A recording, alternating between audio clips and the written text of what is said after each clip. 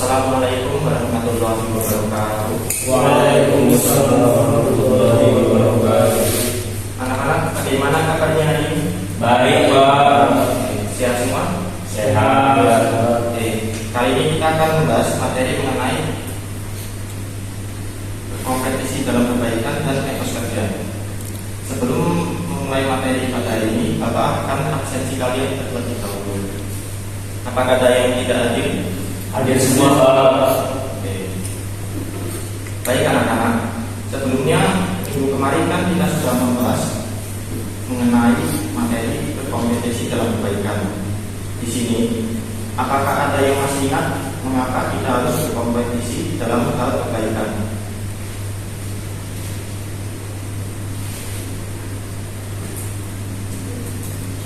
Saya Pak, Ya, silakan. dengan bersaing dalam kebaikan, umat Islam diharapkan dapat memberikan kontribusi positif yang lebih besar bagi masyarakat dan mendekatkan diri kepada Allah Subhanahu wa taala. Ya, betul sekali. Jadi, materi minggu lalu dan materi yang saat ini akan dipelajari saling berkaitan. Karena dalam upaya kita dalam hal kebaikan tentu harus ada usaha. Dengan kata lain, kompetisi dalam kebaikan dapat tercermin dalam upaya bersama untuk meningkatkan produktivitas dan kualitas bekerja dengan berpegang pada nilai-nilai dalam etika agama Islam.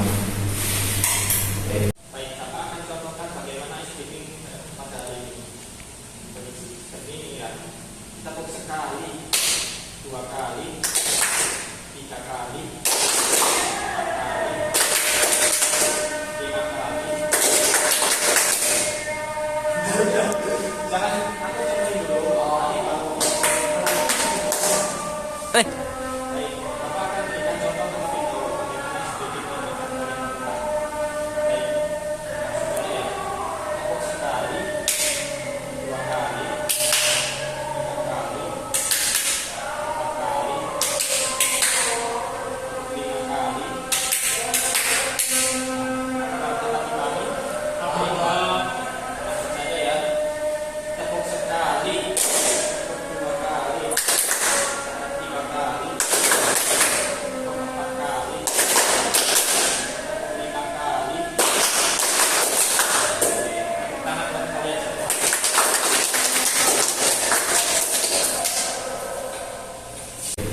Dengan mempelajari materi hari ini, Bapak harap agar kalian dapat memahami prinsip-prinsip Islam yang mendasari etos kerja seperti kejujuran, keadilan, tanggung jawab, serta ketekunan yang nantinya akan kalian hadapi dalam kehidupan sehari-hari. Nanti kalian akan mempelajari mengenai bagaimana sih prinsip-prinsip etos kerja dalam Islam dan bagaimana penerapan etos kerja dalam dunia Islam.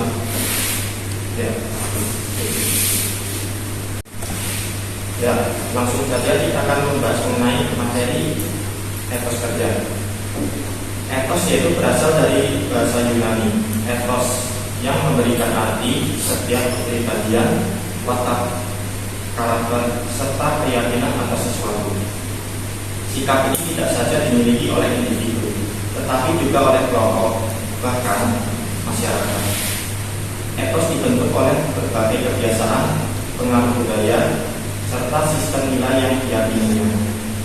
Dari kata etos ini dikenal pula kata etika, etiket yang hampir mendekati pada pengertian ataupun nilai-nilai yang berkaitan dengan baik buruknya moral seseorang. Sehingga dalam etos tersebut terkandung gairah atau semangat yang amat untuk mengerjakan sesuatu secara optimal, lebih baik, dan bahkan mungkin upaya untuk mencapai kualitas kerja yang sesempurna mungkin.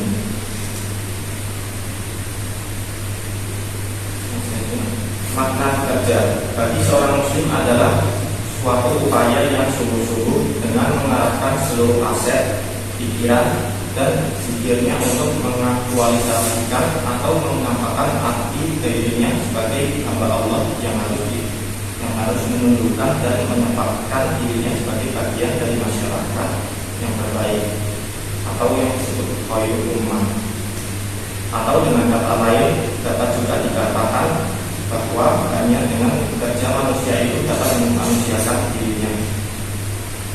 kita manusia itu tidak bisa hidup secara individu kan.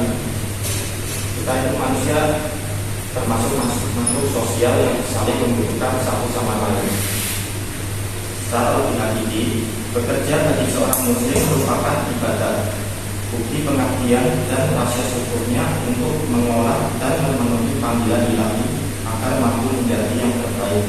Karena mereka sadar bahwa bumi diciptakan sebagai ujian bagi mereka yang memiliki etos kerja terbaik. Ya, praktik kerja keras sudah dicontohkan oleh Rasulullah Shallallahu Alaihi Wasallam sejak beliau masih kanak-kanak. Tercatat dalam sejarah bahwa usia 12 tahun sudah berniaga hingga ke negeri Syam bersama Abu Talib. Demikian pula sahabat Abu Bakar, Umar bin Khattab, Utsman bin Affan, dan Ali bin Abi Thalib merupakan figur teladan dalam bekerja keras.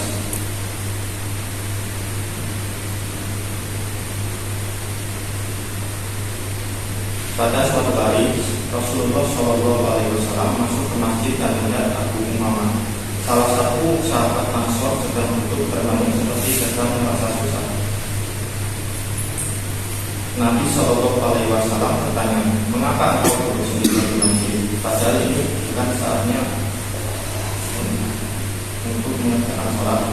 Abu Umamah menjawab, saya ini sedang banyak hutang, pahit dan tidak punya semangat untuk bekerja. Saya selalu diliputi perasaan cemas dan ragu. Mendengar jawaban tersebut, Rasulullah Shallallahu Alaihi Wasallam memberi nasihat kepada Abu Umamah, jauhilah perasaan ragu dan putus asa, malas dan lemah kemampuan, pengecut dan licin, gemar berhutang, dan hubungan kurang baik dengan sesama manusia. Abu Umamah bersungguh-sungguh melaksanakan semua nasihat tersebut. Akhirnya, kehidupan Abu Umamah menjadi lebih baik dan bahagia. Nah, kisah di atas merupakan kisah seorang sahabat yang memiliki etos kerja tinggi. Tentunya sifat mulia ini perlu kita terapkan dalam kehidupan kita sehari-hari. Nah, secara rinci, etos kerja ini mempunyai beberapa tujuan. Yang pertama, yaitu untuk meraih ridha Allah. Bekerja dalam Islam bukan hanya untuk memenuhi kebutuhan jasmani, tapi untuk menggambarkan diri kepada Allah Subhanahu wa Ta'ala dan meraih ridho darinya. Semua aktivitas seorang muslim di dunia ini seyogianya diarahkan untuk meraih ridho Allah Subhanahu wa Ta'ala. Yang kedua, yaitu untuk menolak kemungkaran. Kemungkaran dapat terjadi pada seseorang yang menganggur, sebab ada bisikan hawa nafsu dan syahwat yang dapat menjerumuskan ke dalam kemungkaran. Seseorang yang mengisi waktunya untuk bekerja berarti telah berhasil menghalau sifat malas dan menghindari dampak negatif pengangguran. Yang ketiga, yaitu untuk kepentingan amal sosial. Islam mengajarkan umatnya untuk beramal sosial atau bersedekah sesuai kemampuan yang dimilikinya. Bagi seorang muslim yang bekerja, tenaga dan hasil pekerjaannya dapat digunakan untuk bersedekah. Nah, yang keempat yaitu untuk memberi nafkah keluarga. Seorang suami, kepala keluarga, berkewajiban untuk memberi nafkah lahir dan batin. Kita kan nanti akan menjadi seorang ayah kan. Nah, seorang ayah itu harus menafkahi keluarganya untuk memberikan kehidupan yang layak kepada anak dan istrinya. Maka seorang suami harus rajin bekerja. Nah, etos kerja seorang muslim harus meningkat dari waktu ke waktu. Berikut ini merupakan cara untuk meningkatkan etos kerja. Yang pertama, yaitu membuat skala prioritas dari semua pekerjaan yang mendesak untuk segera diselesaikan. Memilih dan menentukan sebuah pekerjaan yang akan diselesaikan dalam waktu dekat akan meningkatkan beban pikiran. Sebab pikiran yang terlalu berat akan menghambat terselesaikannya sebuah pekerjaan. Yang kedua, yaitu meningkatkan semangat, pengetahuan, dan keterampilan yang menunjang pekerjaan. Pengetahuan yang luas dan mendalam tentang hal-hal yang terkait dengan pekerjaan akan sangat menunjang bagi peningkatan etos kerja. Lebih dari itu, skill ataupun semangat tinggi akan semakin meningkatkan kualitas dan kuantitas hasil pekerjaan itu sendiri. Yang ketiga yaitu saling memberi motivasi kepada rekan kerja kita agar terjaga komitmen untuk maju dan sukses bersama-sama. Nah, kan banyak faktor yang mempengaruhi turunnya motivasi untuk meraih sukses. Di antaranya adalah munculnya rasa malas yang tidak diketahui dari mana malasnya. Hal ini dapat diatasi dengan saling memberi motivasi di antara teman. Dengan demikian, semua teman akan memiliki semangat untuk maju dan sukses secara bersama-sama dalam meraih cita-cita. Yang keempat, yaitu menciptakan suasana kerja yang nyaman dengan saling menjaga perasaan rekan kerja. Suasana nyaman akan tercipta jika masing-masing individu tidak mudah menyalahkan orang lain. Sebaliknya, lebih banyak mengawas diri, membiasakan diri untuk menyapa sambil melempar senyuman kepada teman akan membuat senang dan bahagia. Dengan demikian, suasana belajar di dalam kelas akan terasa menyenangkan. Nah, setelah Bapak menjelaskan materi tadi, Bapak ingin bertanya kepada kalian, apa saja sih tujuan bekerja dalam Islam?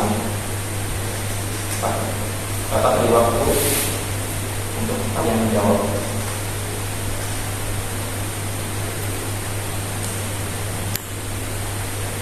Saya Pak. Ya, silakan.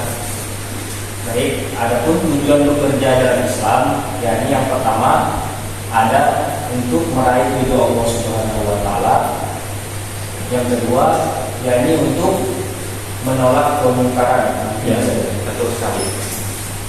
Nah, yang selanjutnya, apakah ada yang ingin menambahkan? Ya Pak, Ya, silakan. tujuan dari bekerja sendiri yang saya ketahui yaitu memberi nafkah keluarga. Ya, mengapa kita dalam Islam itu harus memberi nafkah keluarga? Karena seorang suami sebagai kepala keluarga kewajiban memberikan nafkah lahir dan batin untuk memberikan kehidupan yang layak kepada anak dan istrinya. Maka seorang suami harus rajin bekerja keras. Ya, betul sekali jawabannya. Nah, dari penjelasan yang telah Bapak sampaikan tadi, apakah ada yang dapat dinaikkan? Sudah ada Pak. Oke, nanti sudah jelas semua ya. Ya, Bapak akan menampilkan video tersebut. Silakan kalian simak baik-baik. Yang nantinya Bapak akan membagikan kalian beberapa kelompok dan dapat menyimpulkan isi dari video yang Bapak. Setelah kalian melihat video tersebut, Bapak ingin kalian untuk berdiskusi mengenai apa sih kaitannya surat-surat yang telah disampaikan oleh video tadi, dan kalian menyampaikan hasil diskusi dari kalian. Bapak berikan waktu 10 menit untuk berdiskusi. Silakan.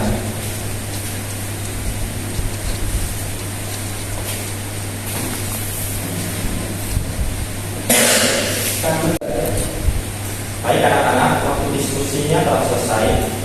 Silakan jika kalian ingin menyampaikan pendapat kalian mengenai hasil diskusi tadi. Silakan. Ya Pak, Ya, silakan. hasil diskusi kami dari kelompok 1 yaitu ayat 48 dari surah Al-Maidah dalam Al-Quran menyoroti prinsip keadilan Allah dalam menetapkan hukum bagi setiap umat. Ayat tersebut menegaskan bahwa setiap umat memiliki syariat dan jalan hidupnya sendiri. Terkait dengan etos kerja, hal ini dapat dihubungkan dengan prinsip keadilan, tanggung jawab, dan ketaatan terhadap perintah Allah SWT. Ya, tepat sekali. Yuk anak-anak, HP-nya dimatikan terlebih dahulu ya. Silakan kalian menyimak apa yang teman kalian sampaikan terhadap hasil diskusi hari ini. Nanti kalian juga akan masuk bagian. Baik, apakah ada yang lain? Saya Pak. Ya, silakan. Di dalam surah At-Taubah ayat 105 dijelaskan bahwa mendorong manusia lebih mawas diri dan mengawasi amal atau pekerjaan mereka. Hal ini mengingat Allah Subhanahu wa taala di hari kiamat akan membuka setiap hakikat amal baik ataupun buruk yang dikerjakan manusia. Allah Subhanahu wa taala melalui surah At-Taubah ayat 105 ini juga menganjurkan kepada umat Islam untuk memiliki etos Al-Quran menyebutkan kurang lebih sebanyak 412 kali kata yang berarti bekerja. Hal ini tentu menambah pentingnya urgensi etos kerja dalam Islam. Ya, tepat sekali. Beri apresiasi kepada kalian semua. Baik, berdasarkan hasil diskusi kalian, Bapak ingin mendengar kesimpulan dari hasil diskusi kalian hari ini. Apakah ada yang bisa menyimpulkan hasil diskusi hari ini? Saya Pak, Ya, silakan. dalam konteks etos kerja, seseorang dapat menunjukkan nilai-nilai keadilan, disiplin, integritas yang tercermin dalam ajaran agama. Etos kerja ini yang baik dapat muncul dari kesadaran akan tanggung jawab kita sendiri terhadap kerjaan dan masyarakat, sejalan dengan nilai-nilai yang ditekankan dalam ajaran agama Pak. Termasuk dalam kasus ini adalah ajaran Tuhan. Ya, betul sekali. Ya, apresiasi kepada ini. Ya, berdasarkan hasil pembelajaran pada hari ini, untuk mengajas kembali kemampuan kalian dalam berpikir mengenai etos kerja ini, Bapak ingin menanya kalian kembali apa sih tadi tujuan-tujuan bekerja dalam Islam? Ya, saya beri waktu untuk menjawab.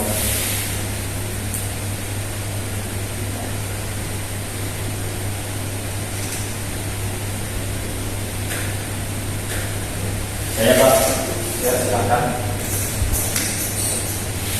adapun tujuan dari bekerja dalam Islam adalah yang pertama meraih ridho Allah Subhanahu wa taala, yang kedua menolak kemungkaran. Ini saja Pak. Ya, apakah ada yang ingin menambahkan? Ya Pak, Ya, silakan.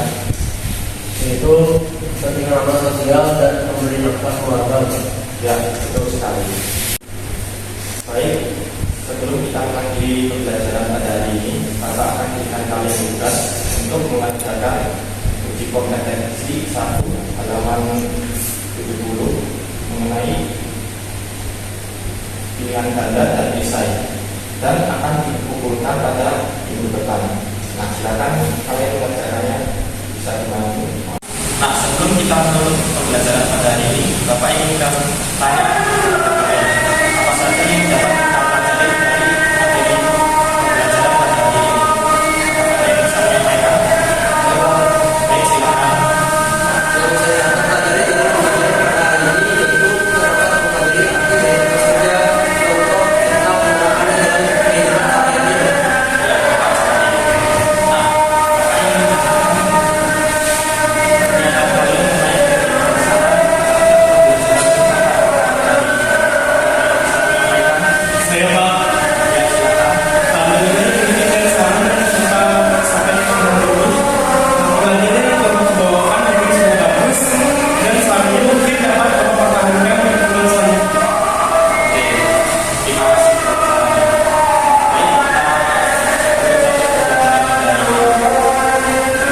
Baik, selesai sudah kegiatan pembelajaran pada hari ini. Marilah kita mengucapkan hamdalah. Alhamdulillahirabbil alamin. Baik, Bapak mohon maaf bila ada salah kata.